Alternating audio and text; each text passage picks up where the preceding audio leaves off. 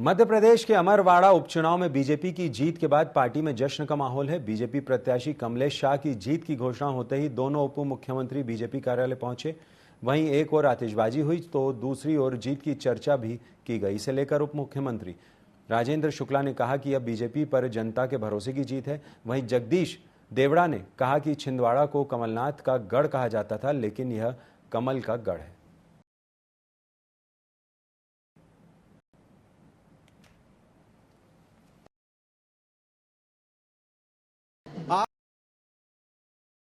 पिछले दिनों वहां लगा दी थी इस सीट को जीतने के लिए।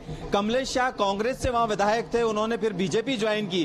बीजेपी ज्वाइन करने के बाद जो उपचुनाव हुए उसमें वो अब 3252 वोटों से वहां से जीते हैं और इस जीत का जश्न बीजेपी कार्यालय में मनाया जा रहा है।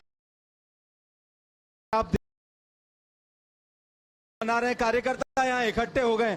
मध्य प्रदेश के दोनों डिप्टी सीएम राजेंद्र शुक्ला और जगदीश देवड़ा भी यहाँ पहुंचे और उन्होंने कहा कि भारतीय जनता पार्टी और सरकार की नीतियों पर लोगों ने विश्वास जताया है और छिंदवाड़ा की पारंपरिक जो सीट मानी जाती रही है, कमलनाथ का गढ़ कही जाने वाली सीट को इस बार बीजेपी के पाले में डाला है और निश्चित तौर पर भारतीय जनता पार्टी की सरकार के काम, रीति, नीति और योजनाओं का लाभ अब छिंदवाड़ा को मिलेगा और उसी पर विश्वास जताया है वहां की जनता ने।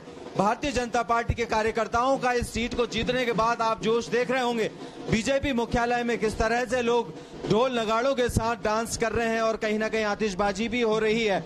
और कहें कि इस सीट के जीतने का जश्न जिस तरह से मनाया जा रहा है वो अपने आप में एक जो मुख्य चुनाव होते हैं विधानसभा लोकसभा के, जिसमें ये जश्न देखने को मिला।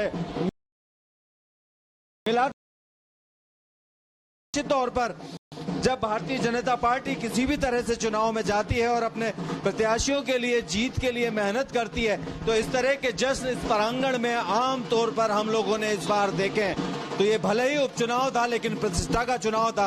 प्रतिष्ठा के इस चुनाव को जीतकर भाजपा ने ये फिर साबित कर दिया है कि उनकी रीति, नीति और उनकी मेहनत ने एक बार फिर भारतीय जनता पार्टी को इस उपचुनाव में बड़ी विजय दिलाई है और कमलेश शाह बीजेपी के विधायक बन गए। कैमरामैन सतीश गुप्ता के साथ मैं प्रिंस गुप्ता, टीवी 24 भोपाल।